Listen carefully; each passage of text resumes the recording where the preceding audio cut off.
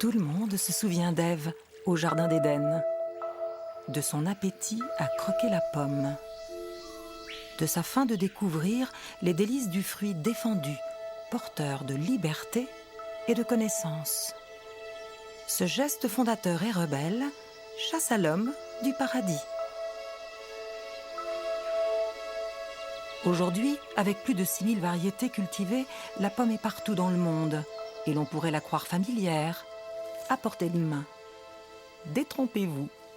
Si la domestication de la pomme se perd dans la nuit des temps, ce fruit vient à peine de livrer les secrets de son origine. Il faut attendre 1989 et la chute du régime soviétique pour qu'un scientifique kazakh, le professeur Djangaliev, nous ouvre les portes d'un paradis oublié aux confins de l'Asie centrale. Serait-ce le lieu de l'origine de la pomme ?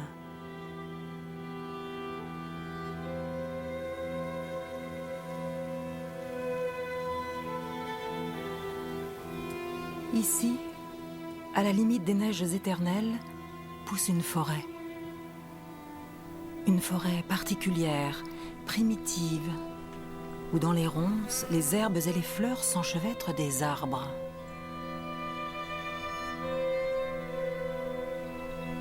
Ces arbres sont monumentaux.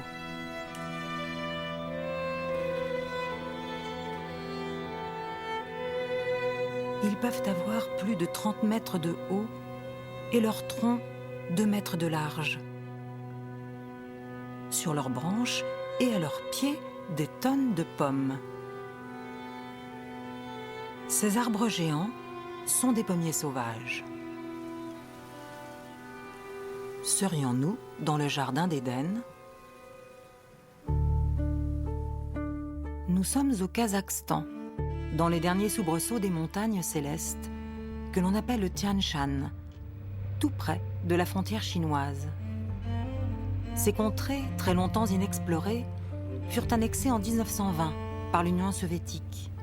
Depuis l'indépendance en 1991, elles sont dans une zone militaire, interdite pour des raisons de sécurité d'État. Personne n'a jamais eu l'autorisation de filmer ici. Notre présence est exceptionnelle.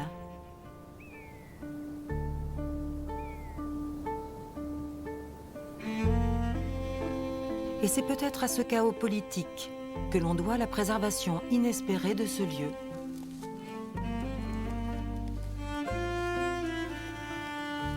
Pays des aigles, des ours, des lynx et du léopard des neiges. Ici, à 2000 mètres d'altitude, par des températures extrêmes de -40 l'hiver à +40 degrés l'été, poussent étrangement des forêts entières de pommiers sauvages. Le professeur Djangaliev les a découverts pour la première fois en 1930. Ces arbres, dit-il, sont de véritables fossiles vivants. Ce sont les descendants des pommiers qui seraient apparus ici à l'époque des dinosaures. Здесь произрастают наши автохтонные коренные яблоневые леса. А все культурные сорта в этой зоне, в этих зонах не плодоносят.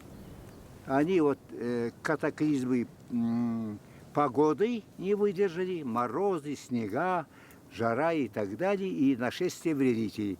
А эти, как видите, дикари, естественный отбор им позволяет сохранить генетические ресурсы резистентности. Raya est biologiste et chercheuse dans le laboratoire de M. Djangaliev. Pour nous, elle tente de retrouver les arbres particulièrement singuliers identifiés par le professeur. Сергей, а у вас есть карта джунгарского лота? Да. То, сколько у нас находится. Вот это яблоня сиверса.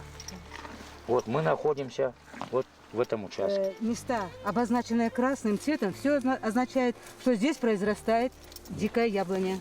Может миллион, может больше. 1 million de pommiers sauvages qui recouvrent des massifs entiers. Mais comment cela est-ce possible ? Ordinairement, on cultive les pommiers dans des vergers. Jamais ils ne forment de forêt. Плоды кисловато-горького вкуса, эти плоды пригодный для приготовления сидра. Sauvage et comestible. Nous nous enfonçons dans les ronces, les orties et le houblon. Il y a 50 ans, un cheval ne passait pas.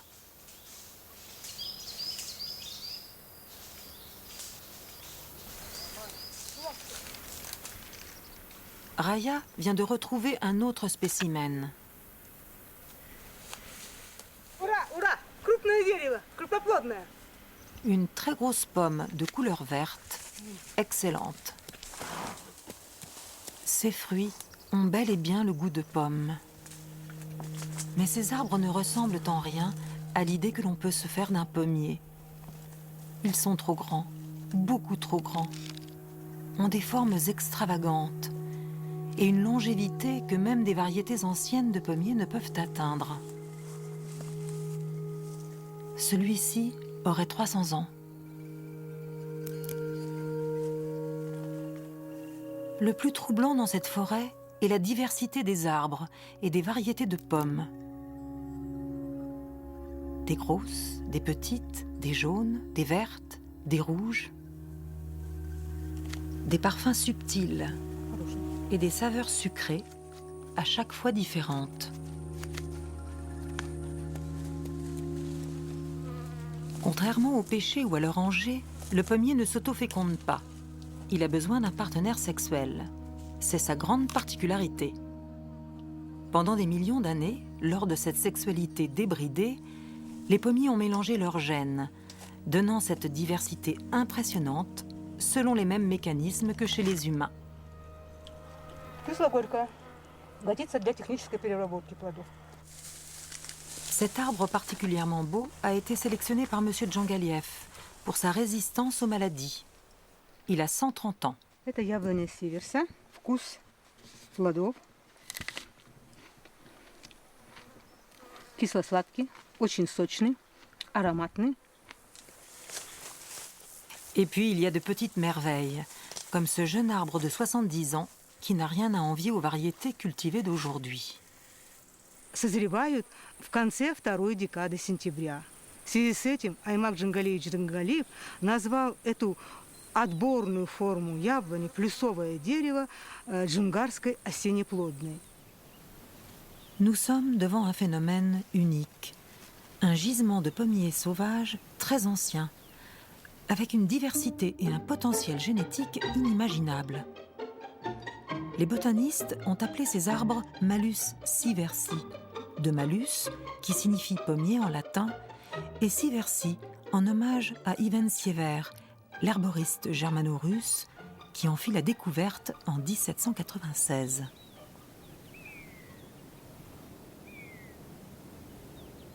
Le professeur Djangaliev a décidé de leur consacrer sa vie. Monsieur Djangaliev est né en 1913, dans l'Oural, d'une famille d'agriculteurs aisés.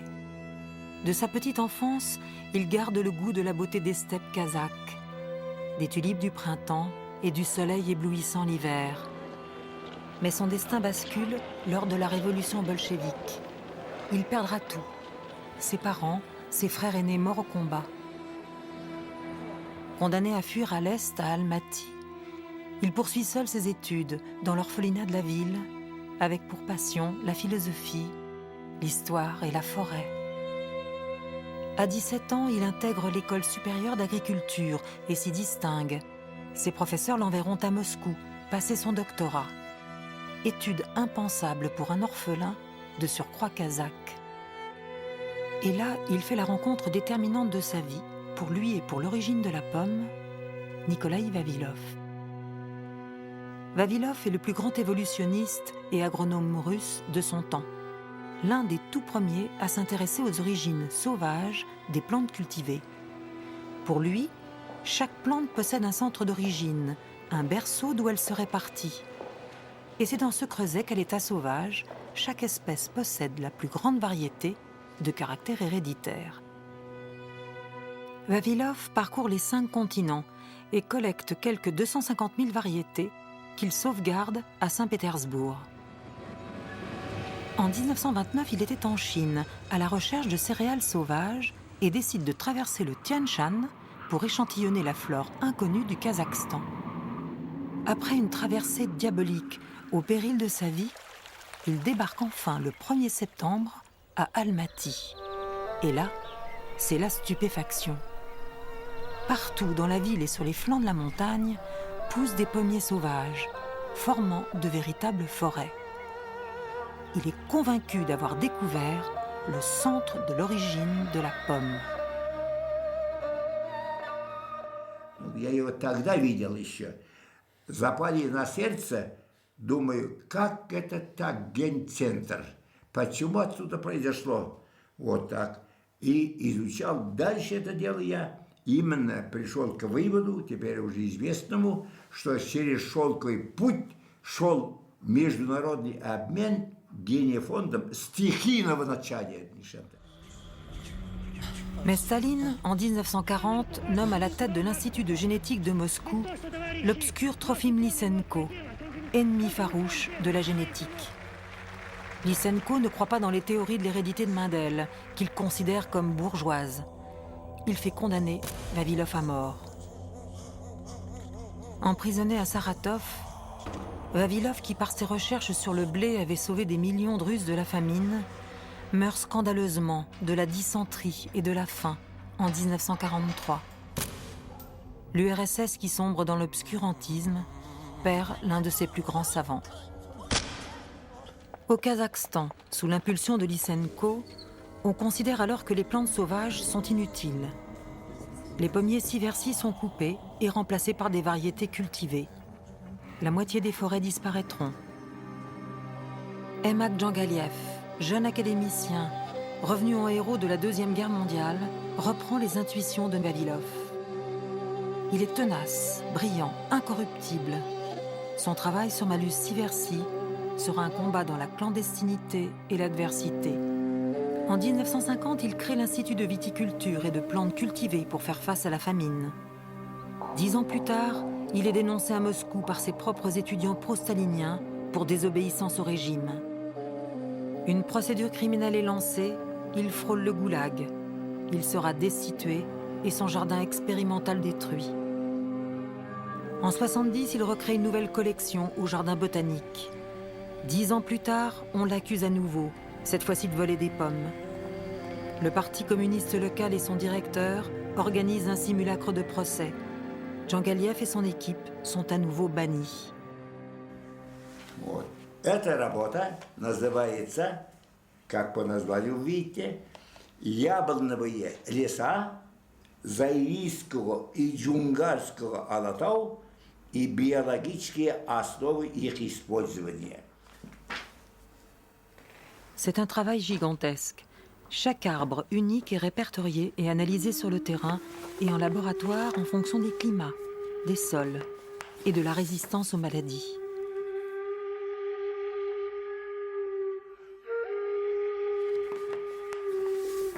Chaque fruit a fait l'objet d'études biochimiques.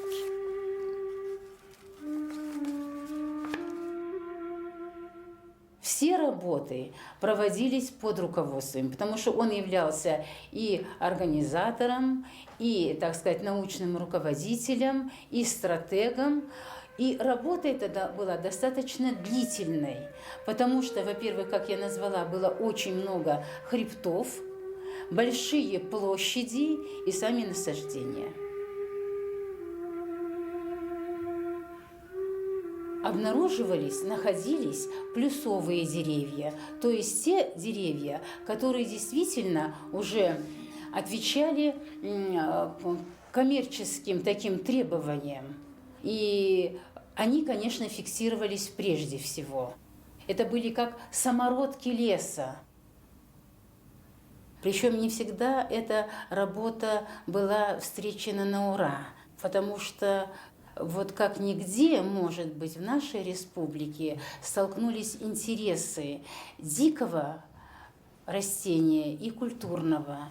Ну, была даже такая фраза: «Кому нужна эта дичка?» Понимаете? Nous partons pour le conservatoire que M. Djangaliev a recréé pour la 3e fois en 1989 après la chute du régime soviétique. Il y a greffé 200 parmi les plus beaux sieversiers du Tian Shan. C'est une banque de gènes. Il y organise colloques et formations pour sensibiliser ses collègues à ce que l'on appellera aujourd'hui les ressources génétiques. Seule l'éducation, dit-il, peut stopper l'arrachage massif en forêt. Ces arbres, aujourd'hui, servent à la reforestation.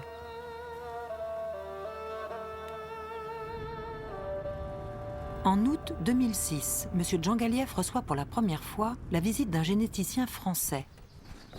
François Laurence, créateur de nouvelles variétés de pommes, est intéressé par la richesse génétique unique de Malus sieversi. Salut. Salut et bonjour, comment allez-vous? Замечательно. Рад вас видеть. Bonjour. Ça va? Во. Allons-y. Ага. Nous partons à 100 km d'Almaty, dans le massif du Zaliski, où en 3 décennies, 70% des arbres ont déjà été coupés. Яблонный дикий.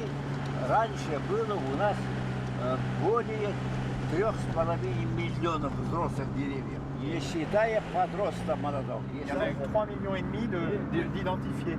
Да, из-за бесхозяйственности.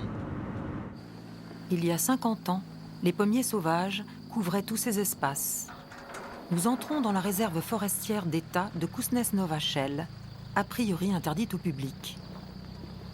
Jadis, ces pentes montagneuses étaient couvertes d'arbres et les récoltes abondantes, comme en témoigne cette photo de M. Djangaliev en 1945. А это как бы резерв на дальнейшее. За 1,165 миллионов лет тому назад эти автохтонные леса явно здесь росли, продолжают из рода в род передавать свои наследственные признаки.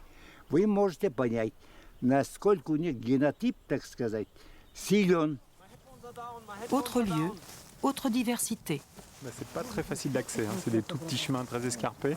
On rampe un petit peu sous les pommiers, quoi. Donc ça m'étonne pas que ici ça a été plus conservé qu'autour d'Almaty où les arbres ont été détruits, parce que n'importe qui peut pas venir, quoi. Ouais, il est beau cet arbre. Tu sais, ça fait des milliers d'années que ça pousse, et donc c'est une coévolution entre les herbes, les ronces, les aubépines, où il y a beaucoup d'aubépines, le houblon. Вот именно биг. No scab. Oh, stop. Стоп. Может быть, это следующее дерево? Во, такое. Пожалуйста, рядышком. Плодоножечка совсем маленькая, чашечка глубокая, блюдечко глубокое, окраска крупное, хорошее яблоко. Хорошее? Что, откусываю? Ветка. Можешь посмотреть. Да. Не ветка. Нет, ветка.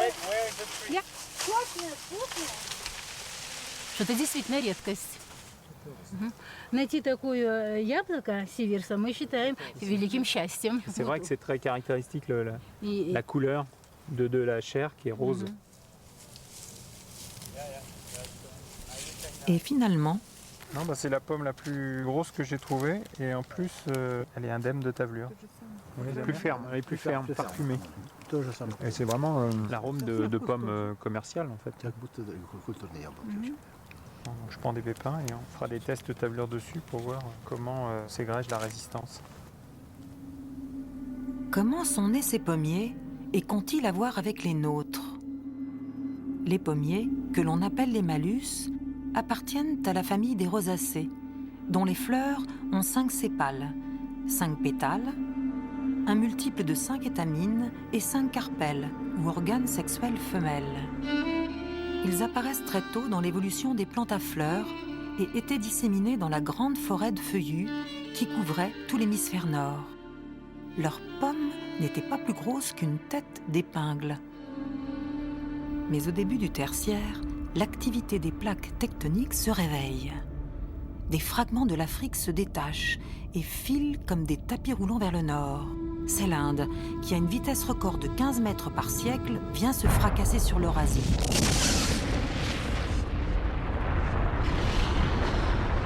Et plonge sous la plaque asiatique. Les continents se soulèvent et les montagnes naissent. C'est l'Himalaya. Et plus à l'ouest, les quelques 2000 km de la barrière du Tian Shan. de nouveaux climats créent de nouveaux paysages. Les hauts sommets stoppent les nuages, la neige tombe, des glaciers forment d'énormes réservoirs d'eau. Une nouvelle vie apparaît, nourrie par les bienfaits des rivières.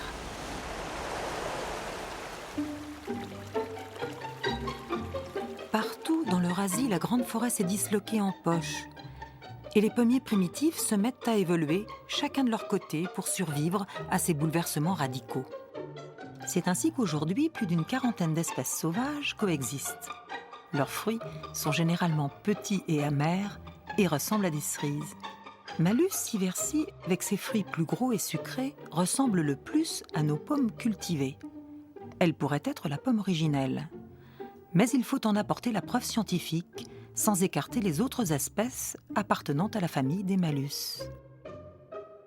Alors, qui est l'ancêtre de la pomme ?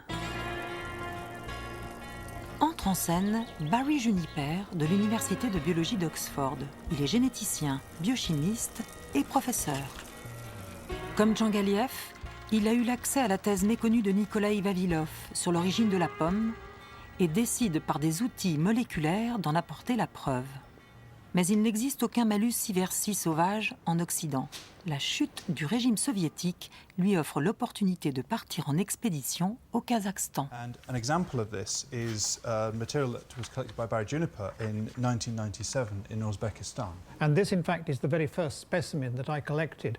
But Uzbekistan is arguably the oldest agricultural country in the world, and there is very little, if any, original vegetation in Uzbekistan.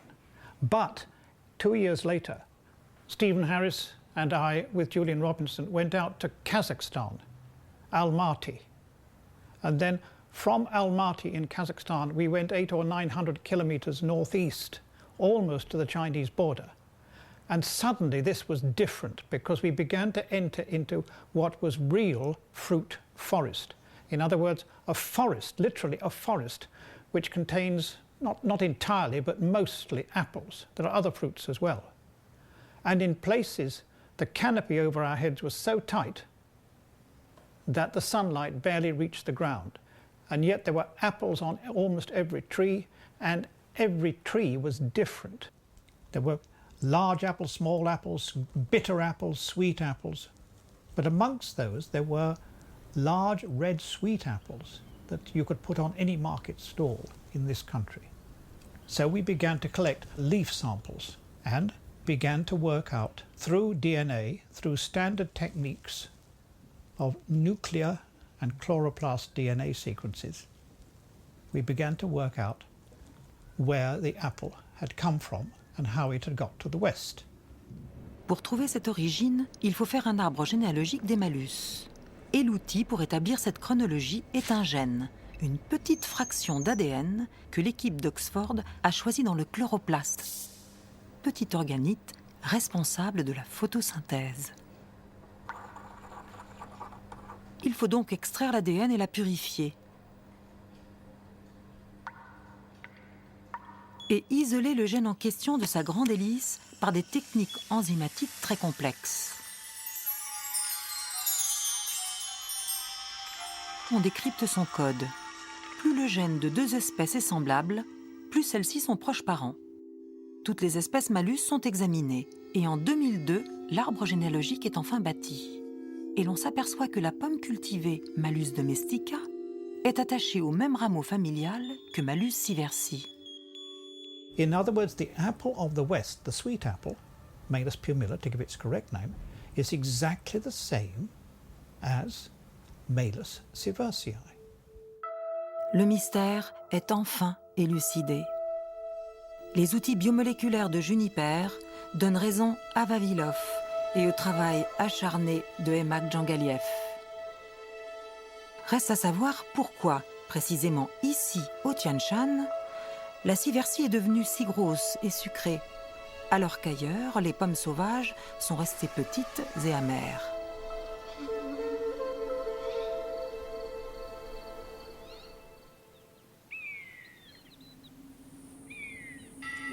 Lors de notre expédition, les chevaux et les forestiers étaient nerveux. Ils sentaient une présence. Sur le chemin, des empreintes de pattes. des branches cassées, des arbres griffés.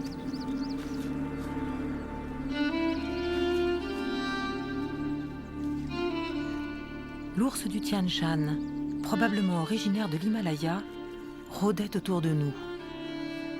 Ours timide et végétarien. Ours grand amateur de pommes, avant l'hibernation.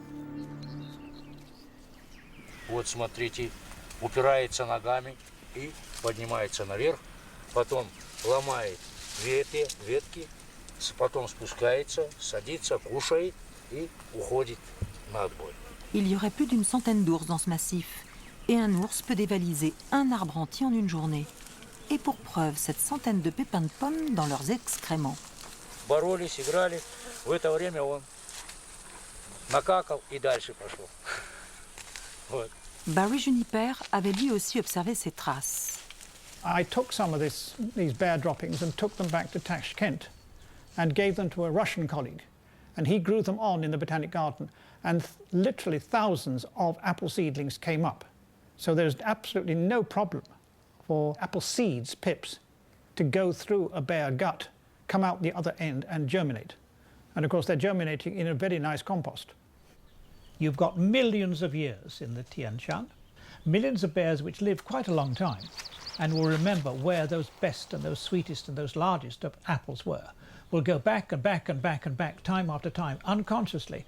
You are going to select down and down and down for the biggest, sweetest, juiciest apple. Now, of course, these are the sort of evolutionary ideas which are extremely difficult to prove. But I think people are beginning to realize now that animals unconsciously have an enormous selection pressure on plants. L'ours du Tian Shan aurait été le premier sélectionneur de pommes sucrées. Certes, mais cela n'explique toujours pas pourquoi la pomme a pu arriver en Europe. Ce scénario, pour la première fois, va croiser l'apparition de l'homme et des tout premiers nomades, il y a 30 000 ans, qui se heurtèrent à cette grande barrière du Tian Shan. Et l'on peut imaginer qu'un jour, un homme se soit laissé séduire, comme l'ours, par la beauté et par le goût du fruit.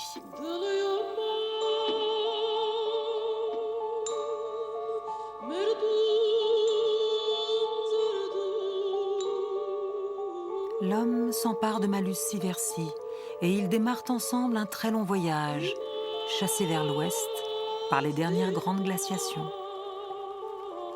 Le premier grand tournant est en Mésopotamie, il y a moins 7000 ans, avec une invention majeure pour l'avenir de l'homme, la greffe. Les Sumériens découvrent, en travaillant sur la vigne sauvage, qu'on peut en faire la multiplication à l'infini, 10, 100, 1000 arbres semblables. Ils venaient d'inventer ce que seront pour la pomme les futurs vergers. En domestiquant ainsi la nature, l'homme prend le relais des animaux, impose ses goûts et ses sélections, et une Sieversi davantage, domestica, démarre une seconde vie, toujours entraînée vers l'ouest, au gré des guerres et des migrations de population. On rapporte que le grec Alexandre le Grand, dont l'empire allait jusqu'aux frontières du Tian Shan, a simulé une grande bataille pour entraîner ses troupes en utilisant des catapultes de grosses pommes. Les Romains, à leur tour, récupèrent la pomme des Grecs. Le naturaliste Pline, au 1er siècle, rapporte plus de 17 variétés greffées qui suivront les conquêtes en Gaule et en Europe du Nord. Mais ce sont aussi les grandes routes commerciales, ces flux de marchandises et de métissage entre Chine et Occident depuis plus de 1500 ans que l'on appellera la route de la soie. Elle véhiculait la soie, les perles, les épices et passait au travers du Tian Shan, tout près d'Almaty. Les pommes partent avec les caravanes. Précieuses, on l'offre en cadeau. Sur les routes, on sème les pépins, on la greffe, on la cultive, on se transmet les meilleures variétés. À la Renaissance, la pomme fait la conquête de l'Europe. Son pouvoir de séduction est toujours aussi grand.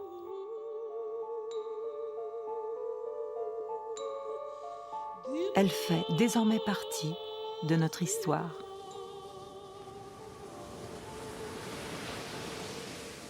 Puis elle repart en caravelle, conquérir les nouveaux mondes.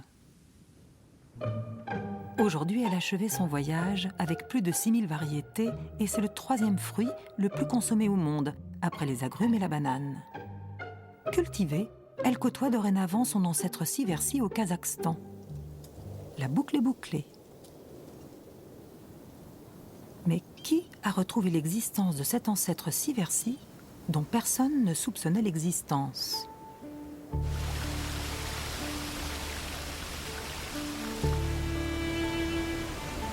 La réponse est aux USA, au Cornell Institute, centre de recherche en arboriculture depuis plus d'1 siècle. Dans le jardin expérimental, pousse depuis 15 ans une vraie forêt sauvage de plus de 2000 siversis, originaires du Kazakhstan. Mais que font ces arbres ici ? En 1989, des échanges scientifiques naissent entre l'ex-URSS et cet institut. Earl Baudouin Cole, généticien, est invité à Moscou en remerciement. Là-bas, on insiste pour lui montrer un phénomène inconnu du monde occidental, les pommes du Kazakhstan. Mais voilà, à Almaty, il n'y a plus aucun spécialiste. Les autorités font sortir Emak Djangaliev de sa retraite forcée. It's almost like a fairy tale as I look back on it, with my being able to meet a very remarkable man, Professor Emak Djangaliev, the Dean of Apple Studies in Kazakhstan. He really wanted to do all he could to help preserve these forests for the future, for posterity really. And I think he realized that we could in some way help him in that goal. And certainly we were very interested. Il va organiser avec Phil Forsline, ingénieur agronome, 4 expéditions entre 1992 et 1998 dont ils rapporteront du matériel génétique. We went out to the forest and I couldn't believe my eyes. The first thing I saw was an apple that looked about like this. This is really paradise. Just exciting. We all got excited. So we began to pick these apples, fill our bags so that we could collect seeds. But when I found something that looked as good as this, we actually cut some branches off so that we could bring the clone back and graft it. So this is the exact replica of one of the mother trees that we found in the Tarbrikatai area. Beautiful, isn't it? Pour recréer cette forêt, Phil Forsline a donc semé les pépins des pommes qui ont germé. Ces arbres sont donc sauvages, comme s'ils avaient poussé en forêt au Kazakhstan. Chaque arbre est donc unique et possède son propre code génétique.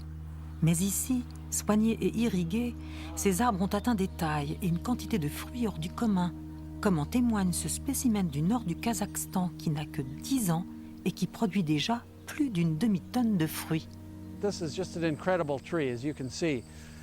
Professor Djangaliev took us to this beautiful forest and we would pick as many apples as we could. Un peu plus loin, nous retrouvons des arbres de la région du Djoungarski. This was a forest that had gigantic trees. Some of these trees might be 300 years old. So you can picture how beautiful and healthy these trees look. They are now only 10 years old, but look how much size they've gained. Ici, ce sont des spécimens du sud du Kazakhstan, d'un grand intérêt, car ils poussent dans des conditions extrêmes et développent des résistances aux maladies.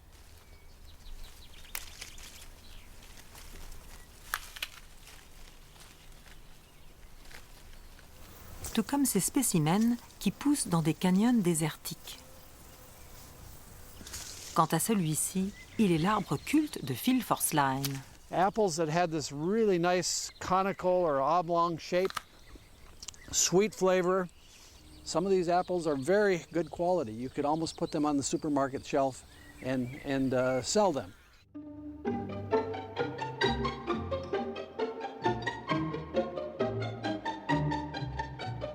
Un potentiel génétique exceptionnel en termes de couleur, de forme, de goût et de résistance dont le décryptage prendra des années. Mais quelle est la priorité des scientifiques de Cornell ? Apple forests are going to be very important in the future breeding of better varieties, particularly varieties that are resistant to diseases and therefore won't have to be sprayed with chemical pesticides as much as existing orchards require. And then that's one of my personal goals, to reduce the use of pesticides in apple growing.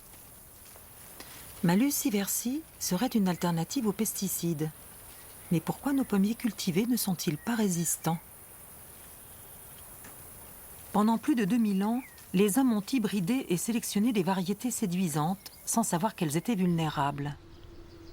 Depuis les années 50, les grands vergers industriels, sous la pression de la concurrence et du rendement, ne cultivent que très peu de variétés, toutes très fragiles. C'est ainsi que les 10 pommes les plus consommées au monde reçoivent au moins 25 traitements pesticides dangereux pour la santé. Entre autres, des insecticides, des herbicides et des fongicides contre les champignons.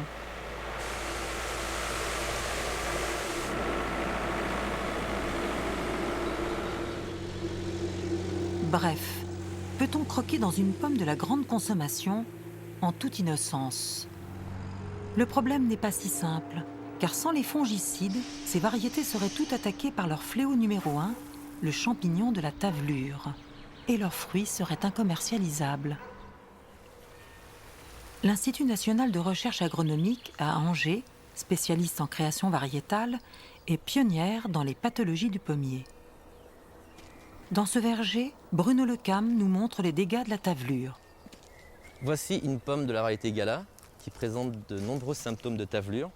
Chaque tache correspond à un site d'infection dû à la germination d'une spore. La spore pénètre sous la cuticule et développe ce type de symptômes.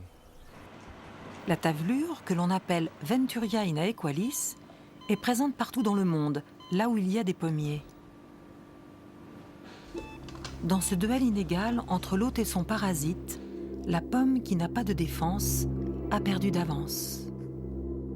Sommes-nous pour autant condamnés aux pesticides? Les Malus sieversii ne pourraient-ils pas être une solution, eux qui ont su survivre sans l'aide de l'homme pendant des millions d'années? C'est ce que François Laurence teste sur le matériel kazakh de notre expédition. Il a semé 700 pépins. Quand les petits semis avaient 3-4 feuilles, on a fait un spray en fait avec la tavelure. Donc là, on évalue la résistance et la sensibilité de chaque petit semis vis-à-vis de cette maladie-là. Et donc moi je me souviens très bien, l'arbre sur lequel on a prélevé ça, c'était vraiment un bel arbre avec des fruits très très gros. C'était dans la vallée du Talgar, près d'Almaty. Sur les berges du torrent poussait une forêt de sieversii.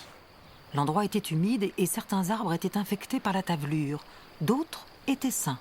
Donc c'est ces pépins-là qui servent là. Et effectivement, on voit bien ici, et des plantes qui montrent vraiment des symptômes de résistance très très marqués. Donc une crispation de la feuille, une nécrose qui part un peu en étoile. Donc ça c'est typiquement un symptôme où la plante réagit très fort et la tavelure n'intervient plus du tout après.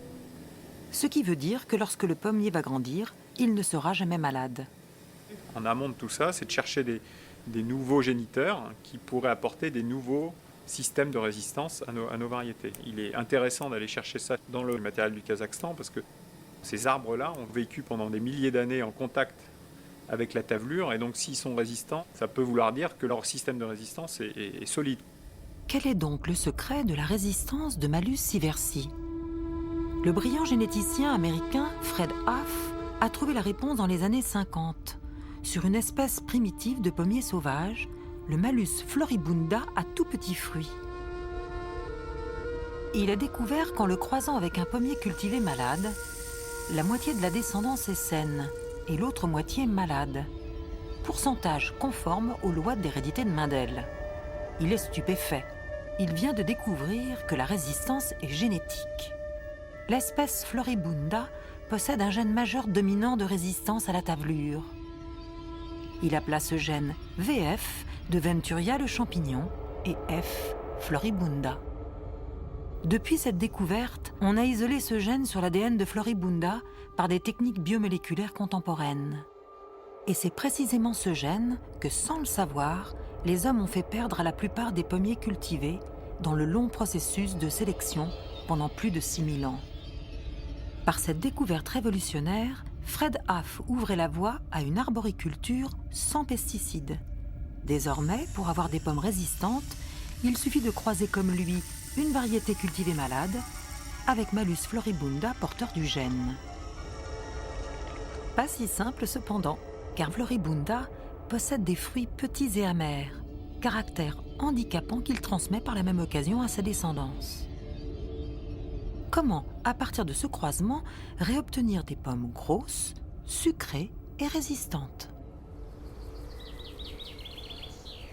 François Lawrence a hérité du généreux Fred Haff, qui a offert en 1970 son Floribunda résistant à la recherche française. Et voici comment il procède pour créer une nouvelle variété commerciale résistante. La façon dont on procède, c'est que sur la variété qu'on a choisie comme femelle, la première étape est de d'émasculer, d'enlever les étamines. Donc j'enlève d'abord les pétales, ensuite les étamines. Et donc les styles sont là, prêts à être pollinisés. Donc là je suis en train d'apporter du pollen donc de la variété mâle. On a prélevé les étamines de cette fleur. Je secoue le tube et on voit sur mon doigt là, les millions de grains de pollen qui sont là et que je vais poser sur les 5 styles de la fleur. Et c'est exactement le travail que font naturellement les abeilles dans les vergers. C'est-à-dire pour avoir des fruits sur un pommier, il faut qu'il y ait eu pollinisation. C'est ce qu'a fait l'abeille. L'abeille a butiné à droite à gauche, a pris du pollen sur son corps et en frottant les autres fleurs, a pollinisé comme ça. En fait, l'abeille, c'est ma première concurrente. En fait. C'est pour ça d'ailleurs qu'on ensèche les fleurs après avoir pollinisé pour éviter que mes concurrentes, les abeilles, viennent repolliniser derrière moi et saccager mon travail. Moi, l'avantage que j'ai sur l'abeille, c'est que j'ai choisi mon parent mâle, j'ai choisi mon parent femelle et je fais un croisement connaissant les caractéristiques génétiques des deux parents. Il y a une petite différence. La différence aussi par rapport à la nature, c'est que ensuite, moi, je vais sélectionner là-dedans les individus qui m'intéressent.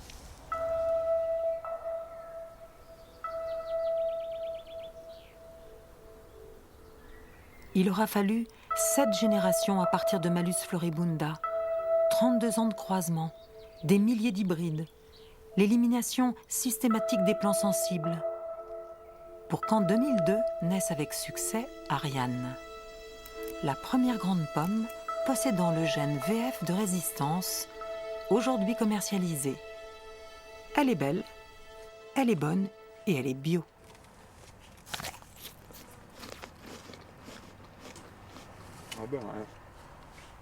Pour l'instant, avec un gène, Ariane résiste à la tavelure. Mais pour combien de temps? Car les généticiens prévoient déjà qu'elle sera contournée un jour ou l'autre par ce champignon. Et il suffit pour s'en convaincre de voir la collection mondiale de tavelures de l'INRA. Ce champignon est incontrôlable. Il possède une grande variété de souches et mute continuellement. La recherche se poursuit donc sur Ariane pour lui rajouter d'autres gènes qui feront mieux barrière aux champignons. Mais où trouver ces gènes de résistance? Jusqu'à présent, c'était dans certaines variétés ancestrales résistantes.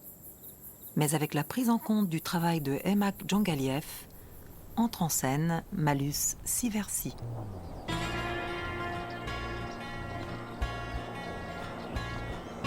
C'est ce qu'ont compris très vite les généticiens de Cornell. Au moment où naissait Ariane en 2002, ils lançaient la première grande hybridation expérimentale jamais menée entre la pomme cultivée et Sieversii, son ancêtre. Ils ont choisi les 7 Sieversii les plus résistants de leur collection pour jouer le rôle de père. Et la variété Gala-Malade a été choisie comme mère. Après fécondation, ils ont semé les pépins. Et 6 ans plus tard, nous voici dans le verger de leur progéniture. 1200 enfants hybrides Gala-Sieversii, tous différents génétiquement les uns des autres. I have big Gala in my hand here. This is the mother. I'm going to pick one of the children from one of the crosses off the tree. You can see it's a fairly ugly looking apple with bumps all over it, but it is resistant. La troisième est petite et ressemble au père. La quatrième ressemble aussi à son père, mais elle est grosse et résistante. La cinquième à la mère. La sixième, une très jolie réplique de la mère. La septième, résistante, comme le père. Le résultat est frappant. Dès la première génération, les fruits sont aussi gros que les parents et leur goût très prometteur. Alors, dans ce mariage, comment s'est transmis la résistance? We know that we have apple scab resistance in a very high proportion of the individuals within these populations. The next phase of the study is to determine if we actually have multi-gene resistance in any of these progeny. If that comes to be true, these individuals can be used for further hybridization to produce an apple with high quality that has this durable resistance that we're looking for. Avril 2009. Un premier bilan du décryptage des gènes a été fait. Pour l'instant, plus d'une vingtaine de gènes de résistance sont en train d'être isolés par des techniques biomoléculaires contre la tavelure, mais aussi contre d'autres maladies sans remède, comme le feu bactérien qui ravage les vergers. Malus sieversii se révèle bien au-delà des espérances. Ce n'est donc pas une, mais probablement plusieurs variétés qui vont naître à Geneva, avec cette résistance durable que cherche aussi l'INRA en France. Malus sieversii, apparu à l'époque des dinosaures, l'ancêtre de notre pomme, est l'avenir d'une arboriculture sans pesticides. Les Américains ont saisi l'enjeu. Ils ont mis au point un système de conservation par cryogénie dans l'azote liquide à moins 195 degrés Celsius. 3000 sieversii sont sauvegardés sous forme de petits bourgeons appelés sions. Dans ces tanks, une banque de gènes.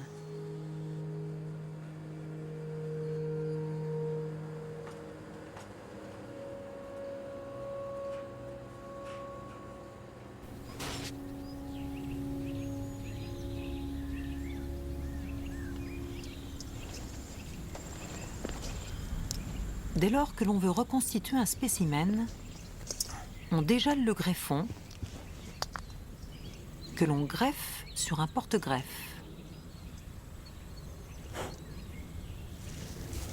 Et le clone de l'arbre originel est ainsi régénéré. Mais en termes de ressources génétiques, un stock de quelques 3000 sions ne peut être qu'une solution partielle. La véritable réserve, ce sont les forêts du Kazakhstan, là où sont les ressources génétiques originelles.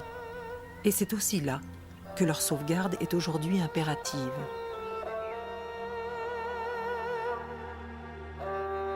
Quel bilan peut-on dresser à Almaty, la capitale historique? Almaty qui en kazakh signifie la ville pleine de pommes. La situation est alarmante.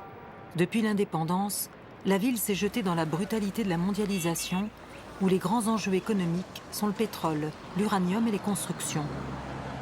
Dans cette course, que pèsent les forêts de sieversii issues du passé? Avant ici, il y avait des pommiers partout et c'est remplacé par une usine de cailloux. Ils ont détruit les forêts pour construire des maisons. Voici ce qu'il reste d'une des plus grandes réserves sauvages, en principe protégées par l'État.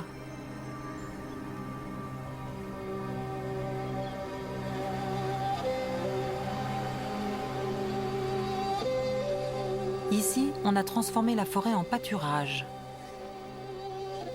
Dans cette région, il ne reste plus que 10% des forêts. Qui se soucie aujourd'hui de ce patrimoine génétique unique au monde?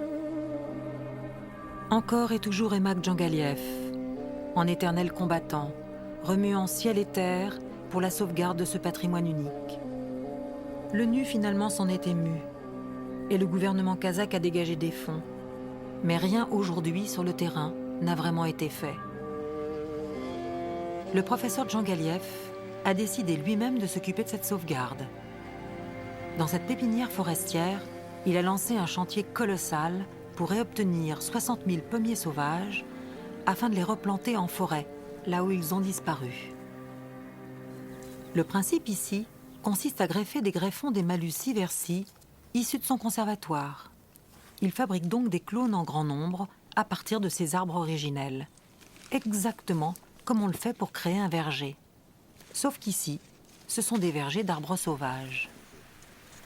Это вот готовые саженцы, клоны дикой яблони Малус сieversii. Как видите, они вот в этом году уже привиты и уже почти 2-метрового роста. Как видите, это уже культурные эти сорта, значит, сиверси. И то же самое, начиная, значит, так, облистывание со ствола, вот место прививки. Aimak Djangaliev réintroduira ces plants en forêt en respectant leur lieu d'origine, là où trop d'arbres ont disparu. La nature reprendra ses droits et ils se feront repolliniser par des milliards de pollens Sieversi. Et des enfants tous différents les uns des autres pourront renaître. Repeuplement volontariste ou disparition inéluctable? Voici aujourd'hui la seule alternative offerte aux Sieversi. Очень вкусные плоды. Сочные, мягкие, кисло-сладкого вкуса, аромат и сочность очень высокая. Voici la variété Ascar, la verte, et Assia, la rouge. Deux variétés qui ont été sélectionnées par M. Djangaliev en 1959 et qui ont reçu une patente d'État. Il y a plus de sucre, autant d'acide et ferme. Elles sont résistantes à la tablure? Bien sûr. Donc c'est une pomme qui est résistante, enfin qui résiste, qui n'est pas traitée. Une pomme qui a toutes les caractéristiques d'une pomme commerciale, au niveau texture, au niveau teneur en sucre, teneur en acide. Il vient des forêts du Kazakhstan, donc qui n'est pas issu de croisement. C'est vraiment étonnant. Envisager la commercialisation d'une pomme comme ça, pourquoi pas? Moi, quand je la goûte, c'est sûr que c'est une pomme qui a toutes les caractéristiques d'une pomme commerciale de chez nous. Природа не ошибается.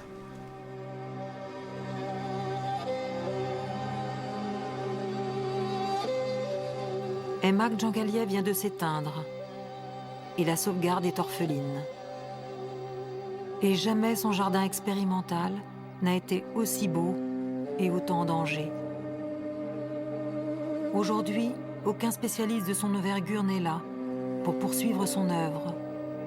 Dans cet état d'urgence, seule une volonté politique peut éviter le pire, la disparition de ce patrimoine.